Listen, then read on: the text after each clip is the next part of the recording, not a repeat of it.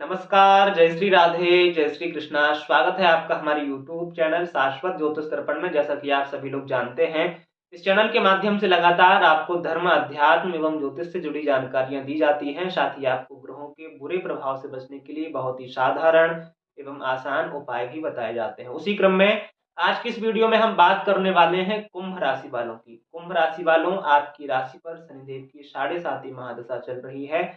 आप जानते ही होंगे। अब इस साल 2024 में यानी आने वाले समय में ये 7.5 महादशा आपको क्या कैसे फल देगी, इस बारे में हम चर्चा करने वाले हैं।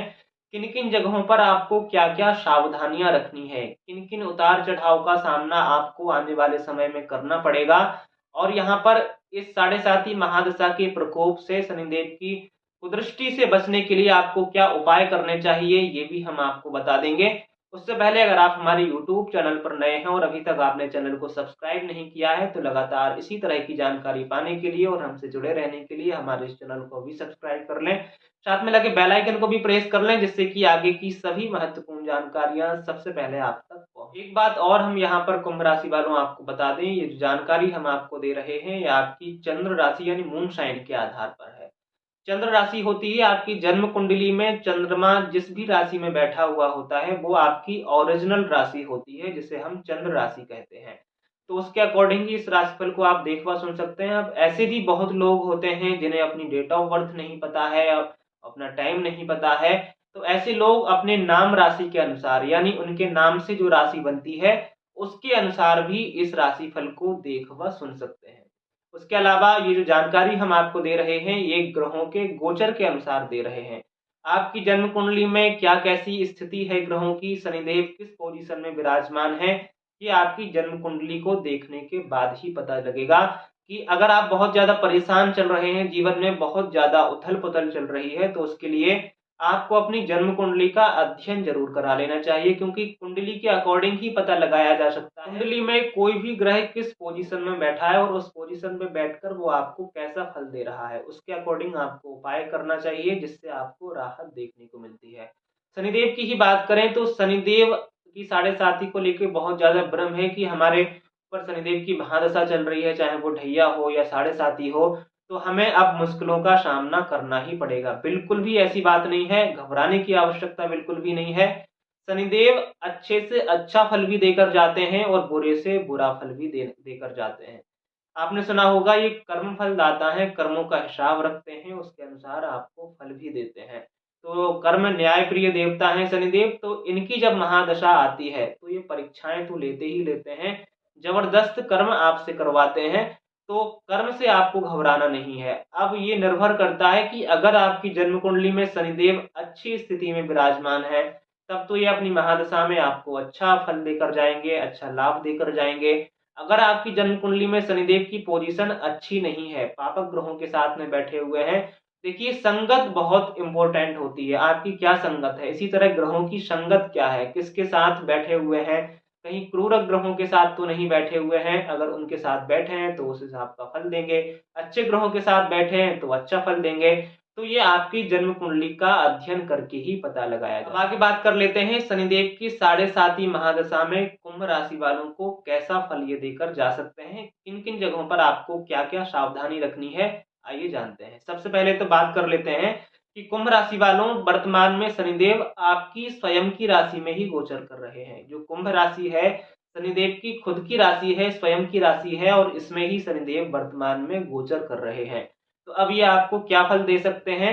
शनिदेव कुंभ राशि में आपके प्रथम भाव में विराजमान होकर आपके तीसरे भाव, आपके सप्तम भाव और आपके दशम भाव पर दृष्टि डाल रहे हैं। सबसे पहले प्रथम भाव यानी चंद्रमा। चंद्रमा होता है मन का कारक। जब शनिदेव आपके चंद्रमा पर, चंद्र राशि पर ही बैठे हुए हैं, तो ये कहीं ना कहीं मानसिक उलझन आपको दे ही रहे होंगे। आप खुद में महसूस कर लीजिएगा कि कितना मेंटली स्ट्रेस का सामना आपको बीते समय में भी करना पड़ा है, और काफी हद तक आपको अभी वर्तमान में कुछ समय तक करना ही पड़ेगा। आप खुद भी रियलाइज करके हमें बताइए कि आप मानसिक दबाव से गुजर रहे हैं या नहीं गुजर रहे हैं।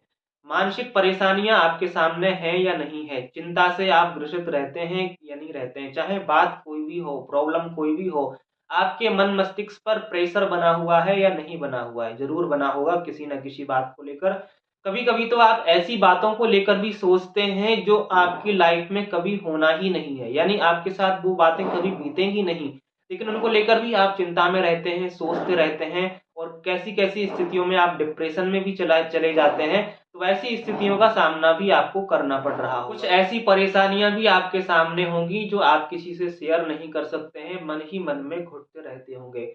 तो कुछ इस तरह की समस्याओं का सामना आपको बीते समय में भी करना पड़ रहा था और आने वाले समय में भी करना पड़ सकता है। अब ये निर्भर इस पे करता है कि अगर आपकी जन्म कुंडली में शनिदेव की स्थिति ठीक है, तब तक तो काफी हद तक ये आपको राहत दे देंगे। लेकिन अगर कुंडली में भी शनिदेव अच्छी स्थिति में नहीं है, तो फिर आपको मुश्किलों का सामना लगातार करना पड़ सकता है जब तक आप 7.5 महादशा से गुजर रहे हैं। इन सब परेशानियों से राहत पाने के लिए हम आगे उपाय भी आपको बता देंगे, जिस उपाय को करने से आपको इस 7.5 शनि की महादशा में काफी हद तक राहत देखने को मिलेगी, अगर आप उस उपाय को नियम से फॉलो करते हैं। फिलहाल जान लेते हैं और क्या सावधानियां आपको रखनी है। रोगों को लेके आप बहुत ज्यादा सतर्क रहें। अगर ऐसे लोग जो खासकर गंभीर बीमारी से जूझ रहे हैं, या ब्लड से संबंधित कोई शिकायत आपको है, या फिर श्वास से संबंधित है, पेट से संबंधित कोई बीमारी है, यानी ऐसी बीमारी जो लंबे समय तक चलती हैं, ऐसे लोगों को बहुत ज्यादा सावधान होकर रहना चाहिए।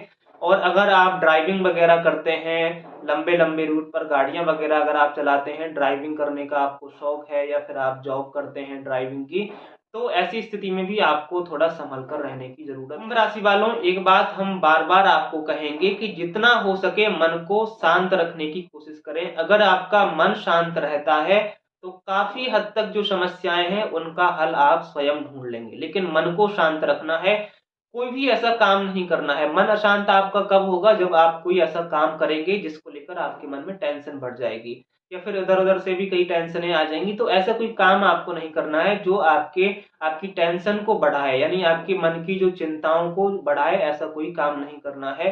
और हर हाल में मन को शांत रखने की कोशिश आपको करनी है, अगर आप हर तरह से समस्याओं का हल चाहते हैं। इसके अलावा अपने घर परिवार के सदस्यों में आपसी मतभेद ना हो, उसका भी आपको ध्यान रखना चाहिए, क्योंकि कहीं ना कहीं रिश्तों में दरार पड़ने की संभावनाएं रहेंगी। आपकी वाणी में कटुता देखने को मिलेगी, क्रोध देखने को मिलेगा, जिसकी वजह से आपसी वैमनस्यता देखी जाएगी, आपसी जो सामंजस्य था उसमें कमी देखने को मिलेगी।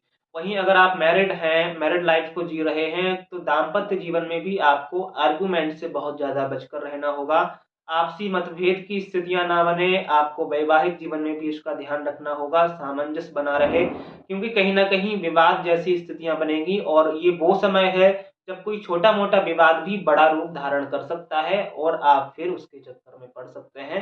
तो ऐसी सिचुएशन ही क्रिएट आप ना होने दें कि कोई बड़ा झगड़ा बाद में फिर आपको प्रॉब्लम्स का सामना करना पड़े। इन बातों का आपको ध्यान रखना है। जो जो बातें हमने आपको बताई हैं, इस वीडियो का उद्देश्य यही है आपको सतर्क करना।